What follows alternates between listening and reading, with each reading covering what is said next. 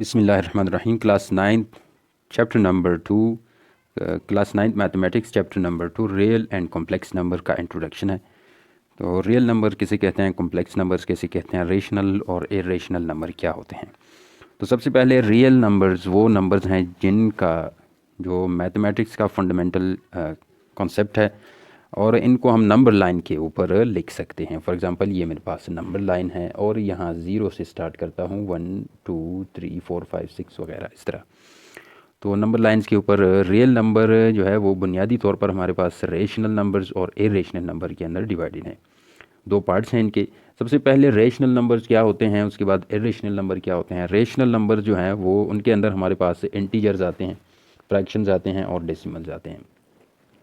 Integers क्या हैं, integers हमारे पास अगर मैं इधर लिखूं 0, यहाँ +1 +2 +3 +4 वगैरह वगैरह, इस साइड पे हमारे पास पॉजिटिव नंबर्स आ जाएंगे और इस तरफ मैं लिखता हूँ -1 -2 -3 वगैरह वगैरह -4 और इस तरह जा रहे हैं। तो ये हमारे पास +1 +2 +3 +4 ये वाली साइड है, इसको हम कहते हैं पॉजिटिव इंटीजर्स और इस साइड को हम कहते हैं नेगेटिव इंटीजर्स और ये हमारे पास ज़ीरो है। ये तीनों जो है इंटीजर्स के अंदर इंक्लूडेड हैं। उसके बाद आते हैं फ्रैक्शंस। फ्रैक्शंस वो होते हैं जिनको हम p divided by q form में लिखते हैं। जैसे for example 22 divided by 7, 3 divided by 2, 4 divided by 1 या 5 भी हमारे पास फ्रैक्शन हो सकता है क्योंकि इसका हम डिवाइडेड बाई 1 लिख सकते हैं। तो ये हो गए फ्रैक्शंस के एग्जांपल्स। उसके बाद आते हैं डेसिमल्स। डेसिमल्स हमारे पास वो नंबर्स होते हैं जिनके अंदर पॉइंट आता है। 3.2, 4.6, 5.7 इस तरह आते हैं।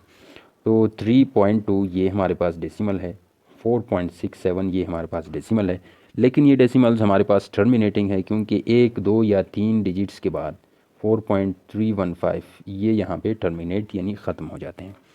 कुछ डेसिमल्स जो हैं वो टर्मिनेटिंग नहीं होते, जैसे 0.333 और डॉट डॉट डॉट, इसका मतलब है ये इसी तरह आगे जा रहा है। और एक और एग्जांपल लिख सकते हैं जिस तरह 0.123 123 123 123 इस तरह बार बार इसके अंदर सिंगल डिजिट रिपीट हो रहा है, इसके अंदर 3 डिजिट्स रिपीट हो रहे हैं। तो ये हमारे पास रेशनल नंबर्स हैं। अगर नॉन टर्मिनेटिंग भी हैं लेकिन उसके अंदर 1 या 2 या 3 या इससे ज़्यादा डिजिट्स जो हैं वो ख़ुद को बार बार रिपीट कर रहे हैं, तो ये हमारे पास आते हैं रेशनल नंबर्स के अंदर। अब अगर यही डिजिट्स जो है नॉन रिपीटिंग हो और नॉन टर्मिनेटिंग भी हो जाए तो इसको हम कहते हैं इरेशनल नंबर। फॉर एग्ज़ाम्पल ये मेरे पास एक नंबर है कि 4.123495956, सॉरी ये कॉमा नहीं है, तो ये इस तरह ये जो है नॉन टर्मिनेटिंग भी है, इस तरह ये डेसिमल प्लेसेस आगे जा रहे हैं, लेकिन इसके अंदर ये टर्मिनेटिंग भी नहीं है, इसके अंदर कुछ रिपीट भी नहीं हो रहा है, इसका पैटर्न जो है वो रिपीट नहीं हो रहा जिस तरह इसके अंदर पैटर्न रिपीट हो रहा है। इसके कुछ एग्जांपल जो है, पाई की वैल्यू हमारे पास जो है कुछ इस तरह आती है 3.1415932945 वगैरह वगैरह इस तरह आगे जा रहा है। तो ये हमारे पास है नॉन टर्मिनेटिंग क्योंकि ये ख़त्म भी नहीं हो रहा है, और नॉन रिपीटिंग है क्योंकि ये इसके अंदर कोई भी पैटर्न जो है वो रिपीट नहीं हो रहा। तो इस तरह के डेसिमल नंबर्स को हम इरेशनल नंबर्स कहते हैं। तो पाई की वैल्यू ये है, ई की वैल्यू है आई थिंक 2.71819 एक्सेट्रा एक्सेट्रा इस तरह आगे जा रहा है, और 2 स्क्वायर रूट का भी यही सेम है। और इरेशनल नंबर जो हैं वो अनकाउंटेबल होते हैं हमारे पास। तो इरेशनल नंबर ये 3.1415932945 ये डॉट डॉट डॉट इस तरह आगे जा रहा है, तो ये हमारे पास अनकाउंटेबल नंबर होगा क्योंकि ये नॉन टर्मिनेटिंग है, इसका कोई पता नहीं है कि इसकी लास्ट डिजिट जो है वो कहाँ पे है, और नॉन रिपीटिंग भी है। ये हो गए इरेशनल नंबर। इसके बाद आते हैं रेशनल और इरेशनल नंबर्स दोनों इंक्लूडेड हैं रियल नंबर्स के अंदर। अब कॉम्प्लेक्स नंबर क्या है? कॉम्प्लेक्स नंबर वो होते हैं जब हम रियल नंबर्स के अंदर इमेजिनरी नंबर्स को ऐड करेंगे। अब इमेजिनरी नंबर क्या है, रियल नंबर का तो हमें पता चल गया, 1 2 3 3.5 5.4 एक्सेट्रा वगैरह वगैरह इस तरह के रियल नंबर्स आ जाएंगे। उसके अंदर हम ऐड करेंगे इमेजिनरी नंबर्स को, तो ये टोटली हमारे पास कॉम्प्लेक्स नंबर्स बन जाते हैं। For example real complex numbers हमारे पास वो होते हैं जिनको हम a+b आयोटा फॉर्म में लिख सकते हैं। तो पहली बात तो ये है कि आयोटा क्या है, उसके बाद इमेजिनरी पार्ट क्या है। जैसे for example a plus B iota, तो ये a हमारे पास रियल पार्ट है क्योंकि इसके अंदर सिर्फ रियल नंबर लिखा होता है, और b जो है वो हमारे पास से इमेजिनरी पार्ट है। ये आयोटा जिस नंबर के साथ मल्टीप्लाई हो जाए, जिसके साथ मल्टीप्लाइड फॉर्म में लिखा जाता है, उस पार्ट को हम कहते हैं इमेजिनरी पार्ट।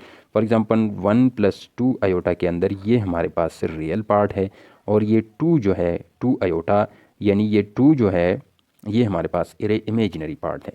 फिर एक और एग्जांपल हमारे पास है 3 प्लस 5 आयोटा, ये इमेजिनरी रियल पार्ट हो गया, और ये 5 जो है हमारे पास इमेजिनरी पार्ट है। और अगर मैं इस तरह लिखूं 3 माइनस 4 आयोटा, 3 तो वैसे भी रियल पार्ट है, आयोटा 4 के साथ मल्टीप्लाइड है तो 4 के साथ माइनस को भी उठाते हैं, तो ये -4 जो है ये हमारे पास इमेजिनरी पार्ट हो गया। अब क्वेश्चन ये है कि आयोटा क्या है। तो -1 के स्क्वायर रूट को ग्रीक लेटर आयोटा के बराबर लिया गया है। ये आई टाइप, इसको आयोटा कहते हैं, इसको आयोटा का नाम दे दिया गया है। अब आयोटा जिस भी पार्ट के अंदर मल्टीप्लाइड हो वो इमेजिनरी पार्ट होता है कॉम्प्लेक्स नंबर का। तो आयोटा जो है -1 स्क्वायर रूट के बराबर है। आयोटा स्क्वायर जो है वो -1 के बराबर है। ये कैसे आ गया? दोनों तरफ अगर हम स्क्वायर को अप्लाई करेंगे, स्क्वायर रूट कट गया, तो आयोटा स्क्वायर जो है वो -1 के बराबर आ गया। अब आयोटा क्यूब किस चीज़ के बराबर आएगा? आयोटा क्यूब जो है वो iota square multiplied by iota power 1 के बराबर आ गया। अब हमें ऑलरेडी पता है कि आयोटा स्क्वायर -1 के बराबर है, मल्टीप्लाइड बाई ये आयोटा, तो ये बन गया प्लस माइनस -1 को मल्टीप्लाई किया तो ये बन गया माइनस आयोटा। आयोटा क्यूब जो है वो माइनस आयोटा के बराबर है। और आयोटा पावर 4 जो है वो किस चीज़ के बराबर है? आयोटा पावर 4 की जगह हम लिख सकते हैं iota square multiplied by iota का स्क्वायर। तो आयोटा का स्क्वायर ये भी -1 के बराबर है, multiplied by iota square again फिर से -1, तो माइनस माइनस प्लस हो गया, 1 1 ज़ार 1 आ गया, तो आयोटा पावर 4 हमारे पास +1 के बराबर है। अब आयोटा पावर 5 किस चीज़ के बराबर है? इसकी जगह हम लिख सकते हैं iota power 3 multiplied by iota square. अब हमें पता है आयोटा क्यूब बराबर है नेगेटिव ऑफ आयोटा के मल्टीप्लाइड बाई आयोटा स्क्वायर -1 के बराबर है, तो माइनस माइनस प्लस हो गया, और 1 को आयोटा के साथ मल्टीप्लाई करेंगे तो ये आ गया प्लस आयोटा। और इसी तरह आयोटा पावर 6 किस चीज़ के बराबर है? या 7 की जगह हम लिख सकते हैं iota cube multiplied by iota power 4। तो आयोटा क्यूब जो है वो बराबर है minus iota multiplied by iota power 4 हमारे पास बराबर है 1 के। तो आयोटा मल्टीप्लाइड बाई 1 आयोटा आ गया, और ये माइनस अपनी जगह पे लग गया, तो आयोटा पावर 7 माइनस आयोटा के बराबर है।